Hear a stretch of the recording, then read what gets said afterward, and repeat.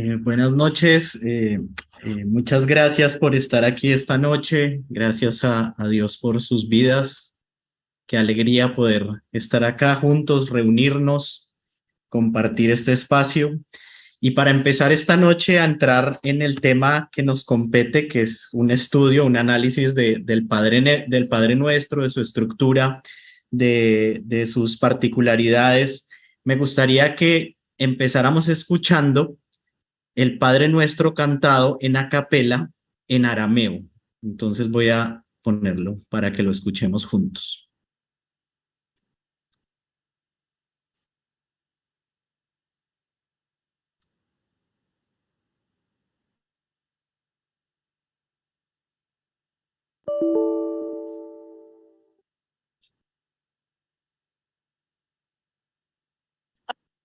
Abunde Vashmaya Nektadashis Ma Tite Malkuta Meue Sevillana Aikana de Vashmaya Apahara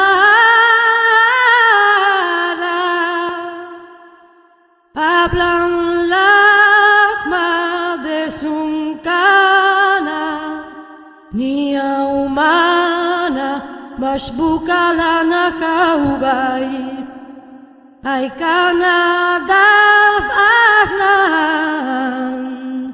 shbachnen lechaybay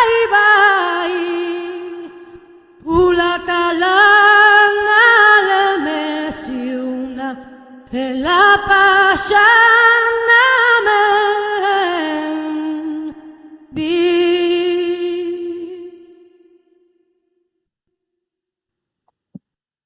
Bueno, como les decía, de verdad es un gusto poder compartir con ustedes, es un gusto estar acá, poder encontrarnos en los viernes a reflexionar en torno de la palabra de Dios, a pensar en cómo la palabra de Dios ilumina nuestra vida. Y el texto que vamos a abordar en esta noche y que vamos a analizar juntos es el Padre Nuestro. Y el Padre Nuestro para llevarnos a reflexionar en la imagen de Dios como Padre.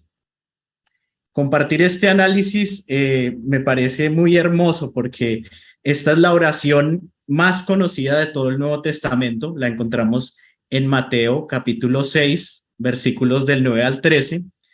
Y creo que todos la hemos escuchado, todos nos la sabemos de memoria. De hecho, es la oración más repetida de la historia. Y siempre que analizamos un texto, pues tenemos que acercarnos a ese texto con un método. Y el método que vamos a utilizar esta noche va a ser el análisis retórico propuesto por el profesor Ronald Minet. Mateo, el Evangelio de Mateo, se ubica en el contexto literario de el conocido Sermón del Monte o Sermón de la Montaña. Jesús, en el Sermón de la Montaña, hace una serie de advertencias y critica la forma de orar de los gentiles y de los judíos. A los discípulos darse cuenta que Jesús está criticando la forma de orar de los gentiles y de los judíos, le dicen a Jesús, Jesús, enséñanos a orar. Y aquí Jesús, para enseñarles a orar, les va a decir la oración conocida como el Padre Nuestro. Después de dar una lección sobre la manera de orar y de poner como ejemplo la oración del Padre Nuestro, va a ser Jesús en el Evangelio de Mateo, y los invito a que lo lean después de esta conferencia. Va a ser Jesús un refuerzo sobre el perdón de las ofensas o de las deudas.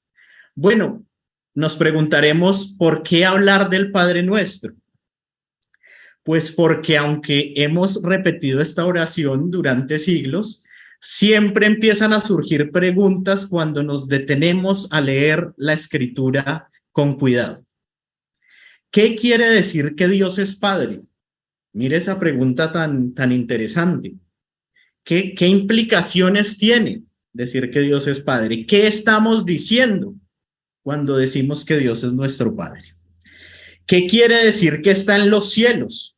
¿Es que no está en todas partes? ¿Es que no es omnipresente? ¿Qué significa esa expresión que estás en los cielos? ¿Qué quiere decir venga tu reino si tu reino ya está entre nosotros? Como dice Lucas capítulo 17 del versículo 20 al 25. ¿O qué quiere decir que se haga su voluntad si su voluntad, dirá un teólogo, siempre se cumple? Entonces, entendido de una manera literal, esta oración del Padre Nuestro se torna un poco confusa. Entonces, surge la pregunta, ¿cómo hay que entenderlo? ¿Cómo hay que entenderlo? Y para esa labor de entender el Padre Nuestro, vamos a empezar con algunas aclaraciones desde lo literario. Permítanme mostrarles aquí la división clásica en 2 partes o 6 peticiones. Normalmente, cuando ustedes se acercan a un comentarista sobre el Evangelio de Mateo, se darán cuenta que la propuesta común es dividir el Padre Nuestro en 2 partes. Se ha llamado la primera parte, donde vemos santificado sea tu nombre, venga tu reino, hágase tu voluntad en la tierra como en el cielo. A estas 3 primeras peticiones se les ha llamado los deberes para con Dios.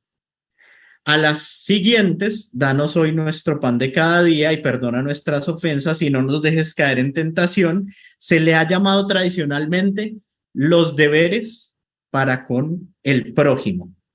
Pero hoy les quiero mostrar que el texto no tiene una estructura como se ha presentado por los comentaristas. Yo quiero mostrarles que tiene 7 peticiones. El criterio clásico de la división se basa en los pronombres. Si se dan cuenta, dice, santificado sea tu nombre, venga tu reino, hágase tu voluntad. Y si miran la 4, 5 y 6, danos hoy nuestro pan, perdona nuestras ofensas y no nos dejes caer en tentación. Entonces, si se dan cuenta, la primera parte está en singular y la segunda parte está en plural. Pero desde un punto de vista estrictamente, y voy a usar una palabra de esas que usamos los biblistas, estrictamente sintáctico, es necesario que nos fijemos en esto. No nos dejes caer en tentación y líbranos del mal. Desde un punto de vista netamente sintáctico, es decir, de la manera como están estructuradas las oraciones, es claro que aquí hay 2 frases independientes. La primera, no nos dejes caer en tentación, y la segunda, y líbranos del mal. Entonces, la propuesta estructural que sugiero es esta. Fijémonos. Padre nuestro que estás en el cielo sería la introducción. Santificado sea tu nombre, venga tu reino, hágase tu voluntad en la tierra como en el cielo, fíjense. Danos hoy nuestro pan de cada día, ya veremos esta con más detenimiento, perdona nuestras ofensas o deudas, no nos dejes caer en tentación y líbranos del mal. Y si el Padre Nuestro contiene 7 peticiones, pues recordemos el valor numérico que tiene el 7 para la Biblia, ¿no? Comenzando con los 7 días de la creación y llegando al Apocalipsis, pues nos encontramos con secuencias septenarias, es decir, repeticiones del número 7, las 7 iglesias, los 7 sellos, las 7 trompetas, las 7 copas. Es bien sabido por nosotros que el número 7 significa totalidad o significa plenitud. Además del asunto de los pronombres, es necesario que nos fijemos en algunos aspectos que a mí personalmente me llaman la atención. El primero es que las tres últimas, miren, las 5, las 6 y las 7, subrayan peticiones que tienen como objetivo que Dios libere de realidades malignas. Miren, las deudas. ¿A quién le gustan las deudas? A nadie le gustan las deudas. La tentación. No nos dejes caer en tentación. ¿A quién le gusta la tentación? A nadie. El mal. Algunas traducciones, el maligno. Contrario a la cuarta petición, fíjense en la cuarta es el pan. El pan no es una realidad maligna, es un elemento bueno, el lejem. Por otra parte, la tercera y la quinta petición son las únicas que terminan con un como, si se dan cuenta. Hágase tu voluntad en la tierra como en el cielo.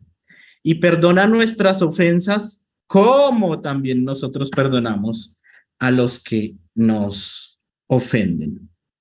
Desde el punto de vista numérico y desde el punto de vista de la mentalidad semita, lo que está en el centro es lo más importante.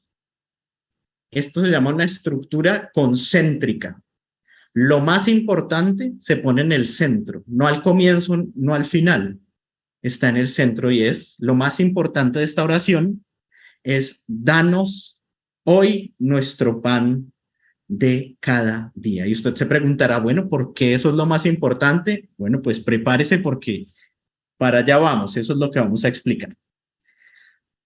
Entonces, si uno se pone a pensar, este número 7 que se repite en los textos bíblicos y que se repite en la estructura del Padre Nuestro, es la forma o la estructura de una menorá. Esto se llama la menorá. La menorá es una lámpara. Y la menorá, dice Nadia Julien, una experta en símbolos y en estudios del simbolismo religioso, dice que la menorá es la iluminación, es el símbolo de la palabra de Dios, aquella santa luz que ilumina la verdad, aquella santa luz que ilumina y es verdadera. Entonces les propongo que quede así el Padre Nuestro, con esta estructura. La 4 se distingue de las otras.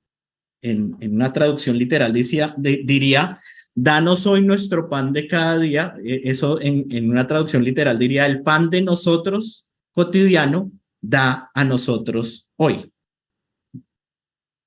Y esta, en el texto griego, es la única que comienza con el objeto y no con el verbo. La cuarta empieza diciendo, el pan de nosotros cotidiano da a nosotros hoy. Esa sería una traducción literal. Y además, porque es muy importante esta, porque es la única de las 7 donde la realidad es material, si se dan cuenta. Y además, esta petición concuerda mejor que las otras con aquel a quien está dirigida la oración. En esta petición, la figura del Padre realza, se hace presente. Me puse a hacer el ejercicio y se los voy a compartir. Santificado sea tu nombre. ¿Qué me haría pensar esa expresión? Si solo tuviera esa expresión, yo pensaría en un rey o en nuestro Dios. Nuestro Dios es santificado. Cuando dice venga tu reino, yo le habría puesto a la oración, si solamente tuviera esta frase, le habría puesto a la oración nuestro rey. Hágase tu voluntad en la tierra como en el cielo, le habría puesto nuestro rey, nuestro Dios, nuestro soberano. Pero danos hoy nuestro pan de cada día, o el pan de nosotros cotidiano, da a nosotros hoy, me hace pensar en un padre que le da pan a sus hijos. Miren la quinta, perdona nuestras deudas, como también nosotros perdonamos a los que nos ofenden, Señor nuestro, patrón nuestro, prestador nuestro, no nos dejes caer en tentación, libertador, salvador, líbranos del mal, nuestro libertador, nuestro salvador, pero el Padre está claramente presente en el número 4. Danos hoy nuestro pan de cada día. En el contexto judaico del primer siglo, el término padre se decía Abba es en arameo padre, no es papito. Dejemos de decir que Abba es papito. Y Abba connota en este siglo I a la cabeza de la familia, que debe proveer el pan. Y esta es la única petición, la cuarta, que está relacionada con el pan. Bueno, si todavía no estamos convencidos de la centralidad del pan, permítame mostrarle unos criterios externos. Mire, por ejemplo, en el Padre Nuestro de Lucas, tiene 5 peticiones y la tercera, la del centro, es el pan de nosotros cotidiano, da a nosotros hoy. O también las bienaventuranzas. En el centro de las bienaventuranzas, las bienaventuranzas también tienen una estructura concéntrica y en el centro de las bienaventuranzas está bienaventurados los hambrientos y los sedientos de justicia porque ellos serán saciados. Qué interesante. La sed, el hambre está en el centro de unas de las enseñanzas más potentes de Jesús. Miren aquí las bienaventuranzas. En el centro está bienaventurados los que tienen hambre y sed de justicia, porque ellos serán saciados. Y la misericordia. Entonces, fíjense, si lo pensamos como una menorá, que es esta lámpara que les estoy comentando, podríamos establecer una serie de relaciones. Miren qué interesante. Santificado sea tu nombre. Se puede conectar, hagan aquí como una línea, se puede conectar con líbranos del mal. Venga tu reino, miren, se puede conectar con no nos dejes caer en tentación. Hágase tu voluntad, se puede conectar con perdona nuestras ofensas, como también nosotros perdonamos a los que nos ofenden. Y en el centro, si se dan cuenta, está atravesando todas, o la más importante, como hemos estado insistiendo, es danos hoy nuestro pan de cada día o el pan de nosotros cotidiano, da a nosotros hoy. Lo que les quiero proponer es que en esta siguiente parte es que analicemos las relaciones. ¿Qué tendrá que ver santificado sea tu nombre con líbranos del mal? Bueno, ya vamos para allá.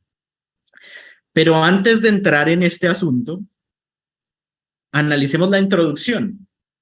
La introducción es, Padre nuestro que estás en el cielo. ¿Cómo es Dios Padre? Dios es Padre en el sentido de origen y fundamento de nuestro ser. No en el sentido de dependencia biológica. Cuando decimos algo de Dios, cuando hablamos de Dios, queremos decir mucho más de lo que las palabras alcanzan a decir. Pero a veces las palabras se quedan cortas. Por eso para hablar de Dios hay que ir más allá de las palabras, pero como solo tenemos las palabras, recurrimos a ellas para hablar de Dios. Hay que eliminar, cuando hablamos de Dios como Padre, la idea que tenemos de nuestro Padre, sea bueno o sea malo.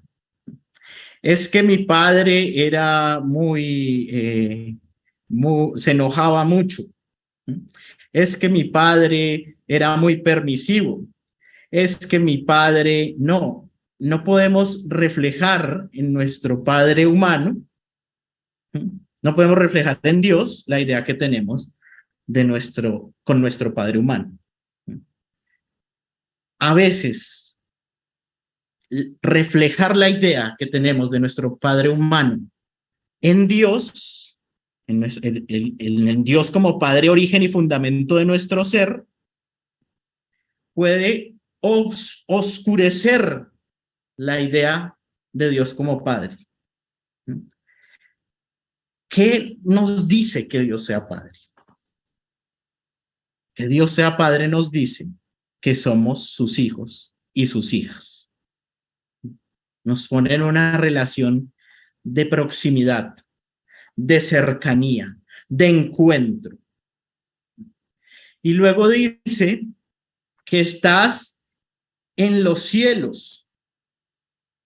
Que estás en los cielos. ¿Por qué está en los cielos? Porque el acceso a este Padre es un acceso ilimitado. No está ligado al templo, no está ligado a un lugar sagrado, no pertenece a un pueblo, a una raza privilegiada, no es propiedad de nadie, no es solo de los buenos. Todos aquellos que quieran acceder al Padre tienen la posibilidad de acceder al Padre. Y entender a Dios como Padre lo pone a uno en la edad que esté, en la situación de un niño que ni siquiera sabe lo que quiere pedir. El cielo aquí es un concepto que habla de la trascendencia de Dios, del Dios totalmente otro, misterio inalcanzable. Cielo es más que un lugar, no indica lejanía tampoco, indica lo que nosotros, con nuestras palabras, llamamos Dios. Ahora vamos a empezar con las relaciones. ¿Qué tendrá que ver santificado sea tu nombre con líbranos del mal? Si uno lo mira así y lo piensa un momento, santificado sea tu nombre y líbranos del mal, se ve un poco, es difícil establecer una relación. Lo que hay aquí es una oposición entre lo malvado, el mal, y lo santo. Hay un texto judío del siglo II, III antes de Cristo, que dice lo siguiente: se alejaron de la santidad de la alianza y se vendieron para hacer el mal. El mal es lo opuesto a la santidad. Mire qué hermoso esto. Si santificamos tu nombre, nos libras del mal. Si santificamos tu nombre, nos libras del mal. ¿Qué significa esto? ¿Qué significa santificar? Santificar es preservar, reservar, separar su nombre, su esencia. Santificar es apartar el nombre de Dios. Apartar el nombre de Dios de todo lo que deshumaniza, de todo lo que lleva al odio, de todo lo que lleva a la violencia, de todo lo que alimenta las guerras. Digámosle a Dios, apártanos del mal. Segunda y última petición, venga tu reino. Venga tu reino. Se relaciona con no nos dejes caer en tentación. Se lo resumo así. Si tu reino está presente, no nos dejas caer en tentación. ¿Cuál es la relación entre reino y tentación? ¿Cuál es la relación entre el reino de Dios y la tentación del mal? No parece clara inmediatamente, pero en el Evangelio, en los Evangelios, son dos realidades opuestas en las cuales usted puede entrar o no entrar. Miren aquí, Mateo 5:20. Si vuestra justicia no es mayor que la de los escribas y fariseos, no entraréis. Entrar en el reino de los cielos Entrar en el reino de Dios es algo a lo que se accede, a lo que se entra. Y luego dice en Mateo 26:41, velad y orad para no entrar, miren, entrar en tentación. Son dos realidades en las que se entra. Entrar en tentación es entrar en la perspectiva del mal, entrar en su compañía, someterse a su poder. Entrar en el reino de Dios es todo lo contrario, entrar en la perspectiva del bien. Si tú reinas entre nosotros y en nosotros, habrá justicia, paz. Decía alguna vez un profesor, le preguntaba yo, bueno, pero ¿qué es el reino de Dios? Él daba una respuesta de muchas y era, el reino de Dios es Dios reinando en el corazón de los seres humanos.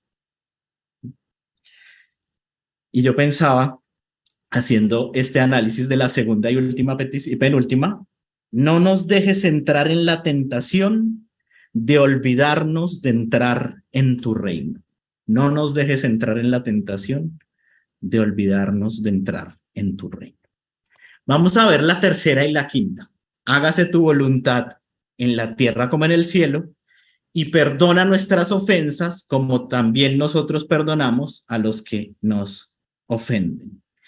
Ese cómo que comparten la tercera y la quinta indica una equivalencia. En el primer caso, entre la tierra y el cielo, miren. En la tierra como en el cielo, como en el cielo. De lo terreno a lo divino. De la tierra al cielo. Y fíjense en la quinta. Perdona nuestras ofensas. Miren, el perdón de las ofensas solicitada a Dios, el cielo, lo divino, como también nosotros perdonamos a los que nos ofenden. Nosotros, es decir, los hombres, en la tierra, el movimiento que hacen las dos peticiones es paralelo, es paralelo. Algo en la tierra y luego en el cielo, y luego algo en el cielo que pasa luego en la tierra. ¿Qué significa esto? Si la voluntad de Dios se hace presente, perdonamos nuestras ofensas. Esta palabra se ha traducido como ofensas, deudas. ¿Qué es más fácil perdonar? ¿Una ofensa o una deuda? Bueno, depende de la ofensa, dirá alguno. Depende de la deuda. No importa. La voluntad de Dios se manifiesta en el perdón. Ahora vamos a lo que estábamos esperando. Danos hoy nuestro pan de cada día, o el pan de nosotros cotidiano, da a nosotros hoy. En el centro de la oración está la idea del pan. Y el pan, cuando yo digo el pan, cuando digo bet lehem, ¿sí? Lehem en hebreo es el pan, lehem. Bet lehem es la casa del pan. Belén, Bet lehem, la casa del pan. Cuando yo digo pan, o cuando yo digo pan desde la Biblia, más bien, el pan simboliza las distintas dimensiones de las necesidades humanas. Mire, póngale cuidado a esto. El pan no es el pan que uno compra en la panadería para el desayuno. El pan es las distintas dimensiones de las necesidades humanas. En griego pan se dice artos, artos. En hebreo se dice lehem, lehem. Pero el artos y el lehem no es una comida. Son las necesidades concretas que el ser humano necesita para vivir. Pero igual, no es exactamente lo que uno como estudiante de la Biblia o lector de la Biblia esperaría encontrar. Para muchos, lo más importante sería el reino de Dios, en el centro del reino de Dios. Wow, más teológico que el pan. Pero ¿cuál es el problema? Una imagen de Dios Rey no es lo mismo que una imagen de Dios Padre.